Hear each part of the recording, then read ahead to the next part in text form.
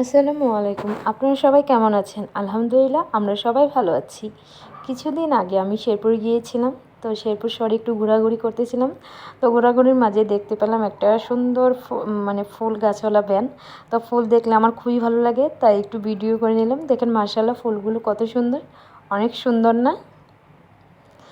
প্রত্যেকটা মানুষের ফুলের প্রতি অন্যরকম একটা ভালো লাগা কাজ করে, আমারও তেমন অনেক অনেক ভালো লাগা একটা কাজ করে।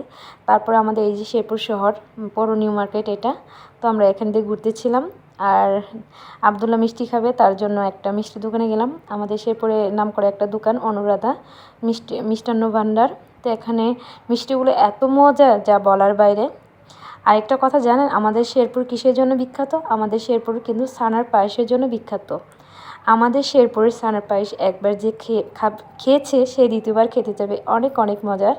তো এক একটা অঞ্চল এক একটার জন্য বিখ্যাত, তেমনি তেমনি আমাদের শেরপুরটাও ছানার পায়েস এবং তুলসীমালা চালের জন্য বিখ্যাত। দেখেন এই দোকানে মানে আমাদের শেরপুরে প্রত্যেকটা মিষ্টিই অনেক মজা। এই যে এটা হলো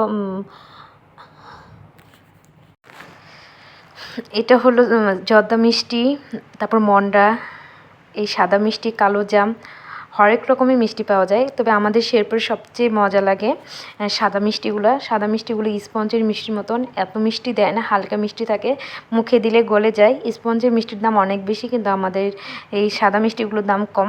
খুবই মজা, যে আমাদের শেরপুর মিষ্টি মূলত যারা খাইছে দ্বিতীয়বার সে খেতে চাইবে। আর এই যে আবদুল্লাহ তো মিষ্টি খুব পছন্দ করে, আবদুল্লার মিষ্টি হলে কোনো কথাই নেই, তার জন্যই বরাবর মানে আমাদের মিষ্টি কিনতে হয়। তো আবদুল্লাহ মিষ্টি মূলত মানে এক কথায় বলতে গেলে আবদুল্লাহ মিষ্টি পাগল একটা ছেলে। তার বাবা যেমন মিষ্টি পছন্দ করে তেমনি আবদুল্লাহও অনেক মিষ্টি পছন্দ করে। তাই তাকে সেখানে একটা মিষ্টি খাওয়া নিলাম, আর আমরা কিছু মিষ্টি কিনে নিলাম। তো খাওয়া দাওয়া জানি না আমার ছেলেটা কেন এত মিষ্টি পাগল হলো।